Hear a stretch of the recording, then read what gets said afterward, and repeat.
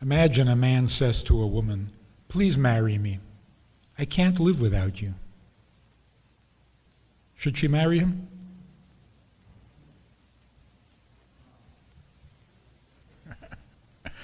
There was this comedian who said, "I don't trust men. I learned not to trust men because I had a boyfriend and he said if I ever left him, he would kill himself. So I left him."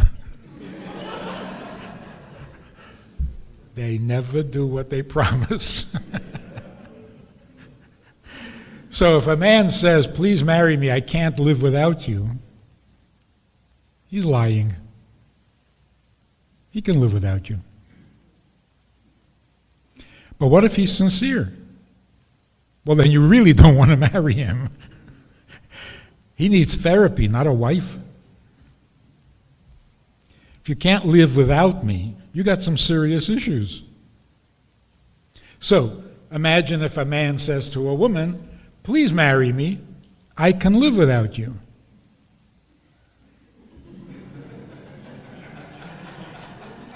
Now you got an honest man. A single honest man. So to say I can't live without you is no good. To say I can live without you is also no good. What's a man supposed to say? Nothing? Say, "You want to marry me?" A man should say what God says. I can exist without you, but without you, it's not a life. Because that's the truth. Why do we get married? Because to be alone is not a life, even if your existence is perfect.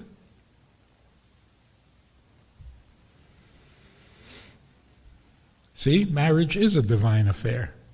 You got to talk like God to get married. When you get married, what is supposed to happen? If you're getting married in order to make yourself healthier, stronger, more noble, if it's a self-improvement project, it's not going to work. You get married when you don't see any way to improve. You're as good as you're going to get. Now it's time to get married. In other words, when you think you're perfect. When you think you're perfect, it's time to get married. Some people think, when I'm perfect, I won't need to get married. See, that's not right. You get married when you're perfect. Now, how do you convince her that you're perfect? See, that's the trick. You got to find someone who thinks you're perfect. But if they think you're perfect, they got some issues. So we got the same problem in reverse. What is it that creates that chemistry, for lack of a better word, that makes a man and a woman want to marry each other? A guy calls me up and he says, "I'm going out with this girl. She's fantastic. Great in everything. She's just perfect.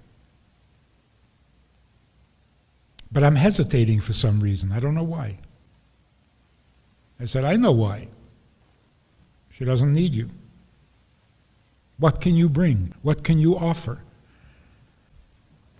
Finding virtue in a person is not a reason to marry them.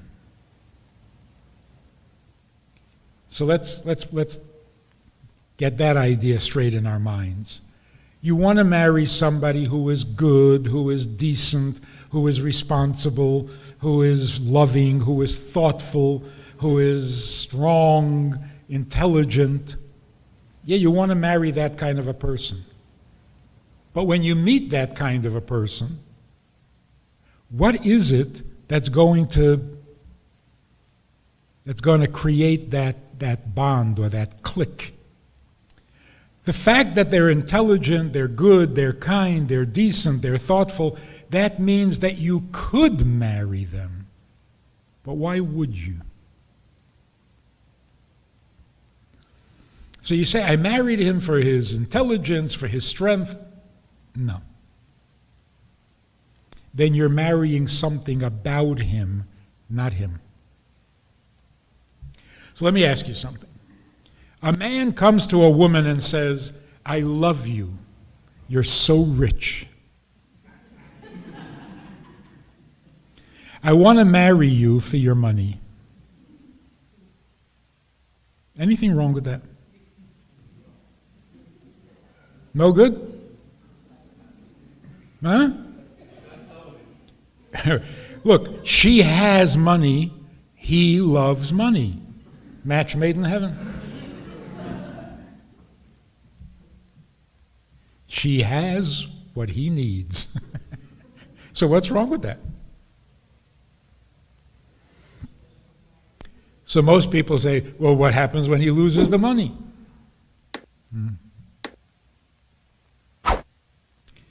What if you marry her for love and you lose the love? Same problem. It's more likely she loses the love than the money. So money is a safer bet. So why would you marry somebody for love?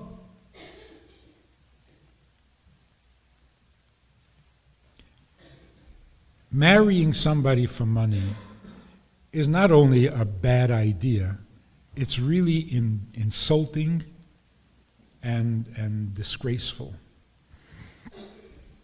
When a man says, I want to marry you for your money, it's a thinly disguised request for money. Because what he's really saying is, in a perfect world, you would just give me the money. I wouldn't have to marry you to get the money. But, nothing's perfect in this world. So in order for me to get the money, I guess I'm going to have to marry you. It is so insulting. It's so disrespectful. But the same is true with love. I love you and you love me, let's get married. No, not a good idea. A young couple came to me and said, we're very much in love. Will you do the wedding for us? I said, you want to get married? They said, yes. I said, why? They said, because we're in love. I said, no, so good enough. If you're already in love, it's too late for marriage. Because you're marrying for love, which you already have. So what are you getting married for? For the last 100 years, I think since Tevye in Anatevka, everyone who got married for love. Are marriages stronger, deeper, more lasting now? Not at all. Because you're marrying for love, and you already have the love. The marriage is only going to take it down. So if you're already in love, leave it. What are you getting married for? So some people say, well, to be committed. To be committed? Well, what does that mean? It means you're going to stay together even when you stop loving each other? No, you won't. You're getting married for love. So look, what is wrong with saying, I want to marry you for your money? If you want to marry me for my money, you're lying. You don't want to marry me. You just want the money. You're marrying the money, not me. And if you want my love, you're marrying the love, not me. Because love, money, passion, security, these are all things. So you want something from me. And to get it, you're going to marry me. But you're not marrying me. You're marrying this thing that you want from me. So if a wife asks her husband, what do you love about me? Husbands, don't answer. Stay away. It's a trap. Because no matter what you're going to say, you're going to be in trouble. Why do you love me? Oh, you're beautiful. You're so shallow. My looks, that's it? No, of course not. No, it's your intelligence. My intelligence? You love me for being intelligent? No. Your mother. I love your family. Your mother is just... Look, whatever you're going to say, it's going to be wrong. Because whatever you're going to say is going to be something, it's not going to be her. So what she wants to hear you say is, just you. I just love you. Yeah, well, what do you love about me? No. Not about you. I just love you. She won't know what to say. It's the only safe answer. The only safe answer is to say, I don't know, I just need you. Because really that's the truth. Marriage means I need you in my life. What about me? No, nothing, not about you. You. So back in 1990, I published a book called Doesn't Anyone Blush Anymore? By Harper, San Francisco. They ask you, the publishers, ask you to give a list of possible titles. I gave them a list. Blush was one of them, but I didn't prefer that one. My favorite title, which I wanted to call the book, which is on relationship, I wanted to call it, Shut Up, I Love You.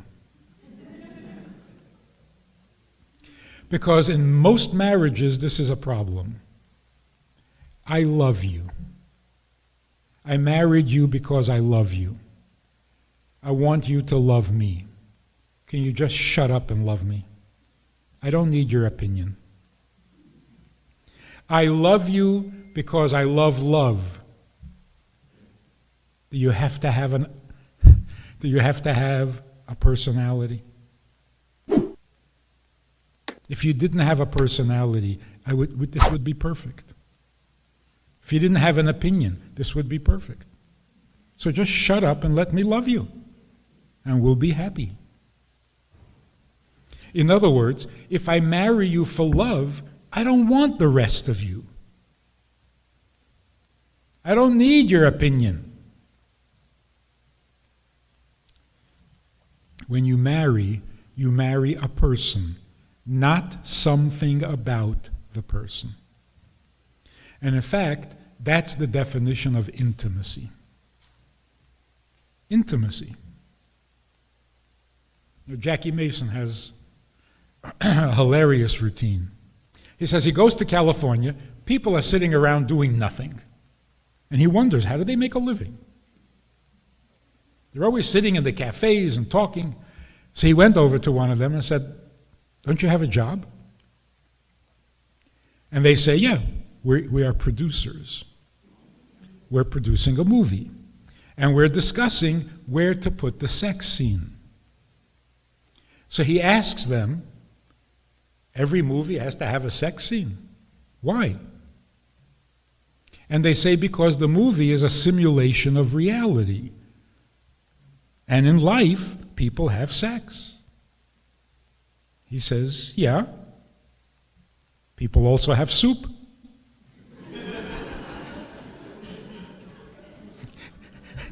That is such a devastating observation. Why doesn't every movie have to have a soup scene? Tastefully done, of course. Not vulgar slurping of soup. And then he says, and by the way, more people have soup than sex. No one ever said, soup? No, I got a headache.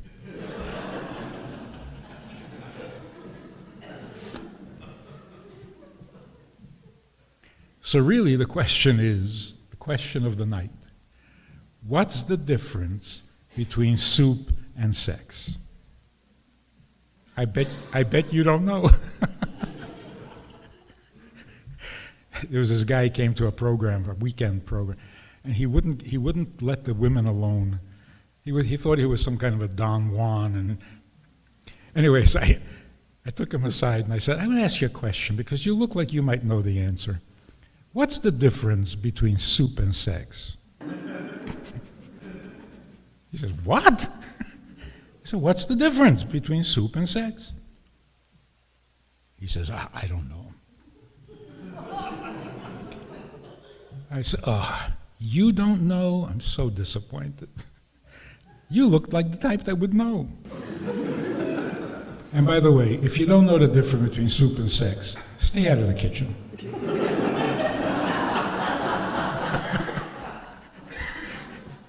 What is the difference between soup and sex? The real difference is soup is a thing. Sex is a non-thing if it's intimate. What is presented today as sexual behavior, that's soup. And I don't know if you heard about this, but people have had enough soup. Gets a little boring after a while. And it is. People are not having sex. According to the Pew studies, the average couple are intimate maybe once a month. This is not healthy. This is how a society becomes extinct, by the way. But truly. The Romans disappeared, the Greeks disappeared. Nobody killed them. They faded out because they lost interest in intimacy. So no children were born, they died out. This is not good.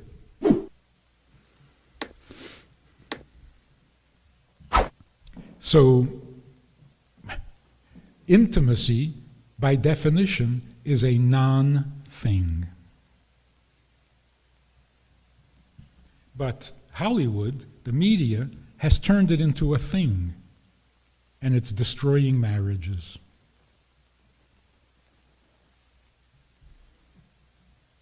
Intimacy is a normal, natural, necessary human need. When you reduce it to something, it's no longer necessary.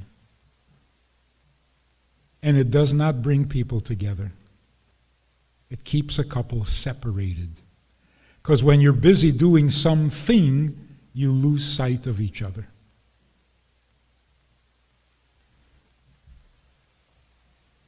A guy comes over to me during a weekend in a hotel.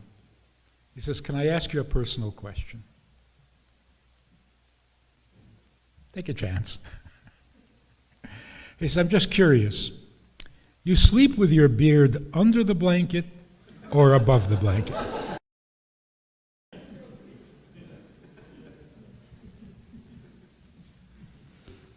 For 2 weeks I couldn't sleep. I'm serious. I've been doing fine for years. But when he made me self-conscious, I tried it one way, it was like, try the other way, I don't really see a difference, maybe try it again. Couldn't sleep. When you become self-conscious about intimacy, it becomes a performance, becomes a thing, and that's not human. You don't use another human being for anything, even if they agree. It's not respectful. Intimacy is a non-thing. It's two people merging into each other because there's nothing separating them. When you have nothing coming between you, you merge like two drops of water next to each other. Why are there two drops? Why are they just sitting there like that? Water is supposed to flow. The answer is surface tension. Surface tension keeps each of the drops in its own shape, separate from the other one. What will it take for them to become one drop? Shake the table. Blow on it. Anything that breaks that tension, they will flow into each other and become one.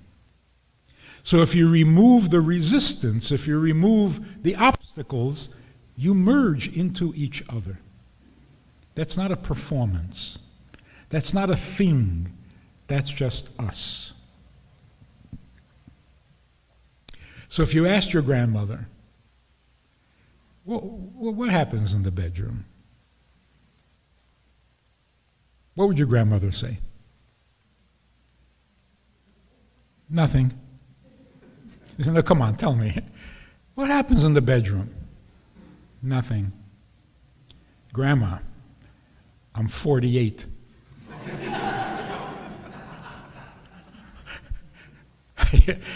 I'm old enough, you can tell me now.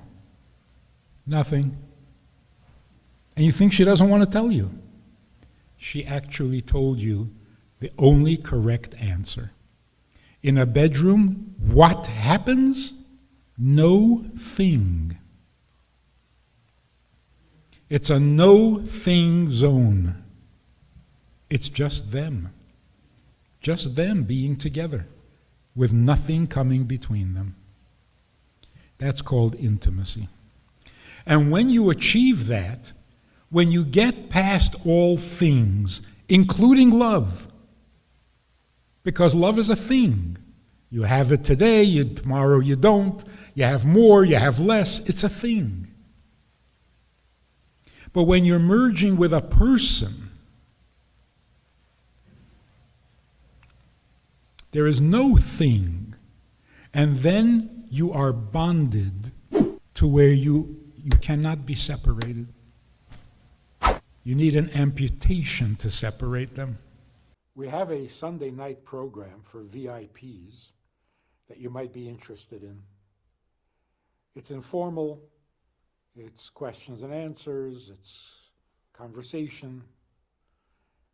It's really relaxed, it's really pleasant, enjoyable, informative, and kind of community-like. It's a Sunday night program. There's a Wednesday morning program for the VIPs, and there's a Wednesday night program. All of it just conversation, casual, laid back, unscripted. So join us, take a look, click the link below and see which of the three suits you best, and join us for some enjoyable conversation.